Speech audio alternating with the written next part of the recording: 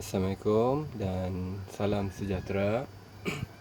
Untuk hari ini kita akan tengok sambungan kepada tajuk yang kelima, iaitu subtopik ubahan tercantum. Okey, sebelum kita pergi pada ubahan tercantum, kita imbas balik, iaitu mengenai ubahan langsung, di mana ubahan langsung ini contohnya kuantiti X berkadar langsung dengan kuantiti Y ditulis X berkadar langsung dengan Y, di mana X sama dengan KY. K ini adalah satu pemalar, di mana kalau kita nak cari nilai K sama dengan X per Y. Okey, jadi kalau dalam bentuk persamaan kita boleh menulis X sama dengan suatu nilai K didarabkan dengan Y, iaitu X sama dengan KY. Okey, seterusnya kita imbas kembali juga mengenai ubahan songsang, di mana suatu kuantiti V berkadar secara songsang dengan suatu kuantiti U. Boleh ditulis V berubah secara songsang dengan U. Okey, di mana ditulis V, okey, ubahan 1 per U ini menunjukkan ubahan songsang, di mana V sama dengan K per U. K ni adalah satu pemalar, di mana kita boleh cari nilai K. K sama dengan V didarab dengan U. Okey, jika kita nak menulis persamaan, maka V sama dengan suatu nilai K per dengan U. Okey, so berbalik kepada ubahan tercantum. Ubahan tercantum ni dia akan menggabungkan dua ubahan langsung, nama pun tercantum. Jadi dia gabung dua ubahan langsung, ataupun dia menggabungkan dua ubahan songsang, ataupun menggabungkan satu ubahan langsung dan satu ubahan songsang. Kalau sebelum ni kita belajar ubahan langsung saja. Kalau ubahan songsang saja. Tapi kali ini kita akan gabungkan dua ubahan langsung serentak, dua ubahan songsang serentak, dan satu ubahan songsang dan satu ubahan langsung dan satu ubahan songsang. Okey. Okey, seterusnya kita tengok, tuliskan setiap ubahan berikut dengan menggunakan simbol ubahan. Maka A berubah secara langsung dengan B dan C kuasa 2. Yang kedua, M berubah secara songsang dengan N dan kuasa 2P. Okey, kita baca betul-betul ayatnya. Maka kita tengok macam mana nak menulis, di mana A berubah secara langsung dengan B, A berubah secara langsung dengan B, dan C kuasa 2. A berubah juga secara langsung dengan C kuasa 2. Okey, kita asingkan A berubah secara langsung dengan B, A juga berubah secara langsung dengan C kuasa 2. Maka di sini kita pun gabungkan, di mana A berubah secara langsung dengan B dan C kuasa 2. Okey, gabungkan saja B dan C kuasa 2. Okey, jadi yang kedua, M berubah secara songsang dengan N, N berubah secara songsang dengan N, dan kuasa 2P. M berubah secara songsang dengan kuasa 2P, maka kita gabungkan M berubah secara songsang dengan N dan P kuasa 2. Okey, harap jelas di situ. Okey, yang ketiga, G berubah secara langsung dengan H dan secara songsang dengan punca kuasa 3I. Okey, yang keempat, suhu suatu gas T berubah secara songsang dengan isi padu I dan tekanan P. Okey. Okey, maka kita lihat bagaimana nak menulisnya. G berubah secara langsung dengan H. Okey, G berubah secara langsung dengan H dan secara songsang dengan, okey, sepatutnya maafkan saya sekejap Okey, yang ini sudah diperbetulkan. Secara songsang dengan, sepatutnya kalau songsang tulis G secara songsang. Okey, kalau songsang mesti 1 per punca kuasa 3 I. Okey, jadi G berubah secara songsang dengan punca kuasa 3 I. Ini punca kuasa 3 bagi I. Maka bila kita gabungkan, G berubah secara langsung dengan H dan secara songsang dengan punca kuasa 3 I. Okey, manakala yang keempat, suhu suatu gas iaitu T berubah secara songsang dengan isi padu, okey. Berubah secara songsang dengan isi padu dan tekanan P. Okey, yang P pun berubah secara songsang, T berubah secara songsang dengan P, maka kita gabungkan T berubah secara songsang dengan isi padu dan tekanan. Okey, seterusnya kita tengok bagaimana menulis persamaan dan mencari nilai pemboleh ubah. Okey, yang ini pun sudah ada yang kita belajar dalam ubahan langsung dan ubahan songsang sebelum ni. Maka kita terus kepada bentuk soalan. Jadi contoh soalan 1 Roman.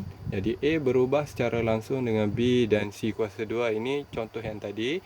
Maka diberi A sama dengan 120 apabila B sama dengan 3 dan C sama dengan 2.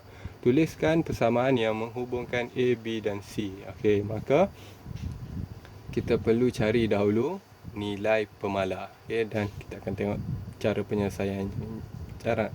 penyelesaiannya nanti. Jadi seterusnya kita tengok soalan nombor 2. Seterusnya cari nilai C apabila A sama dengan 750 dan B sama dengan 30.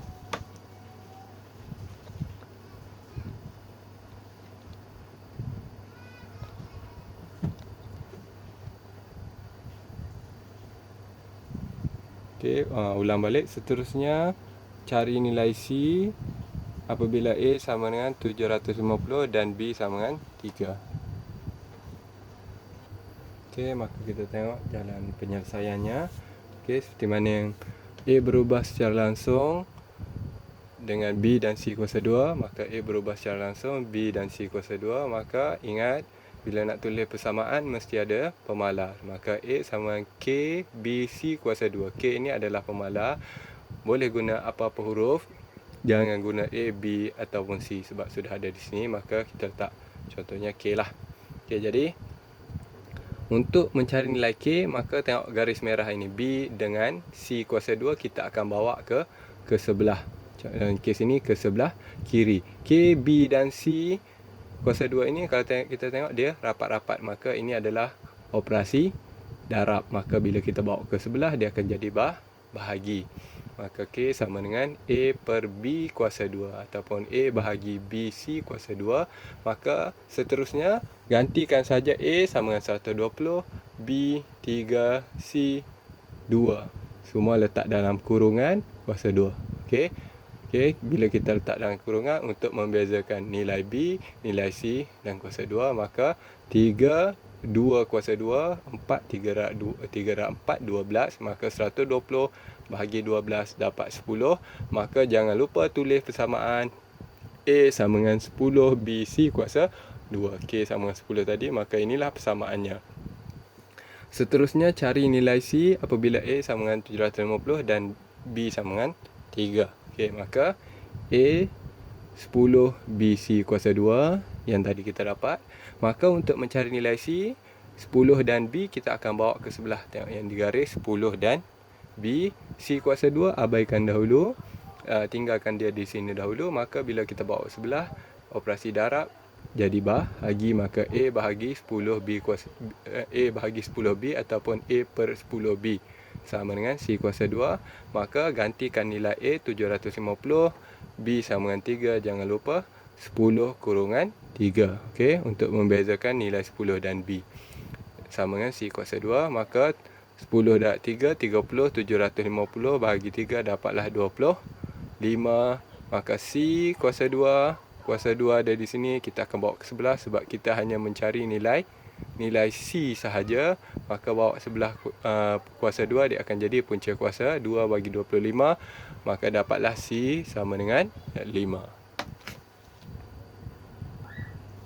Okey, seterusnya kita tengok contoh yang kedua. Diberi P berubah secara langsung dengan Q dan berubah secara songsang dengan punca kuasa 3 R.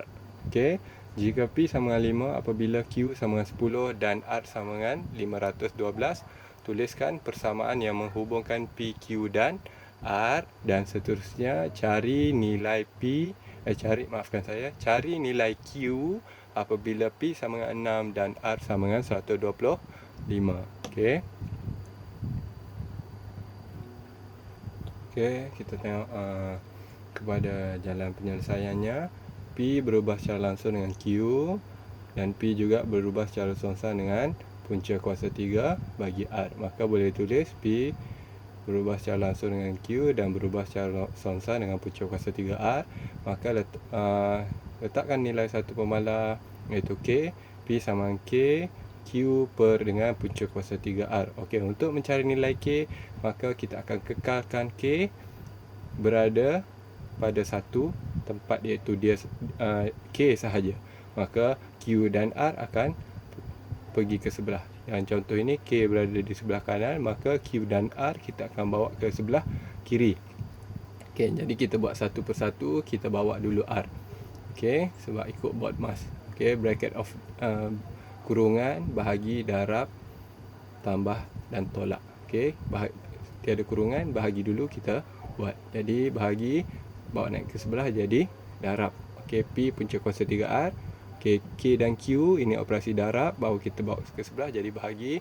Maka K sudah berada dia seorang saja di sebelah kanan, maka bolehlah cari nilai K. Kita gantikan nilai P, Q dan R. P kuasa 3, punca kuasa 3 bagi R bahagi dengan Q P5, R 512 dan Q adalah 10. Maka punca kuasa bagi 500, punca kuasa 3 bagi 512 adalah 8. 5 darab 8, 40 bahagi 10 dapat 4. Maka K nilai 4, maka persamaan dia P sama dengan 4Q per dengan punca kuasa 3 bagi R. Okey. Jadi yang kedua, nilai Q apabila P sama dengan 6 dan R sama dengan 125. Kita nak cari Q. Okey, kekalkan Q satu orang di sebelah, contohnya yang ini berada di sebelah kanan. Okey, 4 dan R akan pergi ke sebelah kiri. Okey, jadi bawa R dulu. Okey, jadi ini bahagi pergi jadi darab P darab kuasa 3, punca kuasa 3 bagi R. Seterusnya kita akan bawa 4 ke sebelah kanan, ke sebelah kiri. Okey, 4 pergi sebelah, dia akan jadi bahagi. Maka dapatlah Q satu orang. Maka kita boleh ganti sudah nilai P dan R. Okey, P sama dengan 6 dan R 125. 6 punca kuasa 3 bagi 125 adalah 5. 6 darab 5, 30 bagi 4 dapatlah Q sama dengan 7.5. Okey, kita tengok contoh yang ketiga. T berubah secara songsang dengan kuasa 2E dan kuasa 3F. Diberi T sama dengan 1/8 apabila E sama dengan 1/3 dan F sama dengan 2.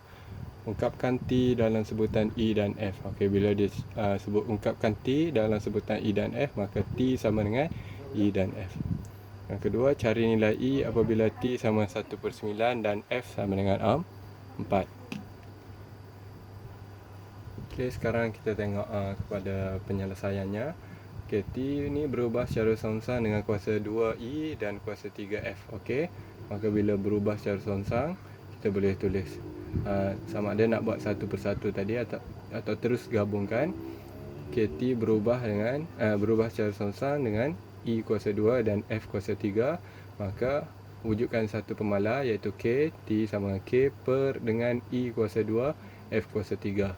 Maka bila kita nak cari nilai K, E kuasa 2 dan F kuasa 3, kita akan bawa ke sebelah. Ini operasi bahagi, dia akan jadi darab.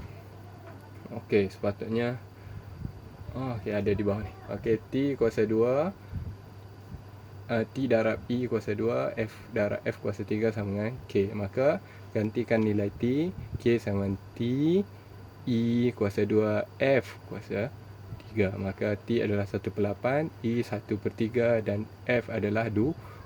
Maka 1/8, 1/3 kuasa 2 adalah 1/9, 2 kuasa 3 adalah 8. Maka selesaikan, dapatlah 1/9. Maka ganti nilai K, iaitu T sama dengan K 1/9 per dengan E kuasa 2, F kuasa 3. Okey, bagaimana dia boleh dapat 1/9 E kuasa 2, F kuasa 3? Bagi yang faham bentuk ini, boleh ditulis dalam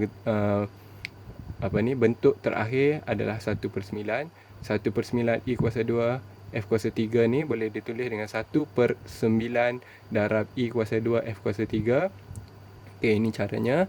Di mana T sama dengan 1/9 per I kuasa 2 F kuasa 3 ni adalah bahagi. Jadi bila bahagi dengan I kuasa 2 F kuasa 3, maka kita ingat bagi pecahan, bahagi akan betulkan jadi darab, yang di atas turun ke bawah, yang di bawah naik ke atas, maka 1 per I kuasa 2 F kuasa 3. Okey, sebenarnya I kuasa 2 F kuasa 3 ni adalah per 1, maka sebab itulah dia jadi terbalik 1 per I kuasa 2 F kuasa 3.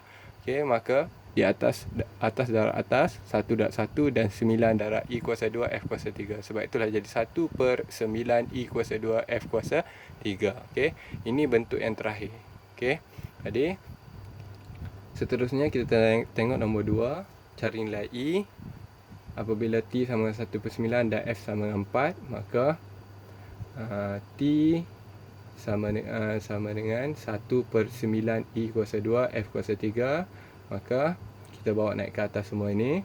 9T kuasa 2 F kuasa 3, 9T I darab I kuasa 2 darab F kuasa 3 sama dengan 1. Okey, kita bawa dulu yang di bawah ni. Sebab kita nak cari I, maka abaikan I di sini, yang lain kita akan bawa ke sebelah. 9T dan F kuasa 3 ni bawa ke sebelah, dia akan jadi bahagi. Maka I kuasa 2. I kuasa 2 sama dengan 9T, T 1/9 dan F 4 kuasa 3. Maka 9 darab 1/9 adalah 1, 4 kuasa 3 adalah 64. Maka 1/64 I kuasa 2. Maka kuasa 2 bawa ke sebelah, dia akan jadi punca kuasa. Maka punca kuasa bagi 1/64 adalah 1/8. Maka jawapan dia adalah I sama dengan 1/8. Okey, setakat itu saja. Sekian, terima kasih. Untuk yang seterusnya kita akan tengok penyelesaian masalah bagi tajuk ubahan.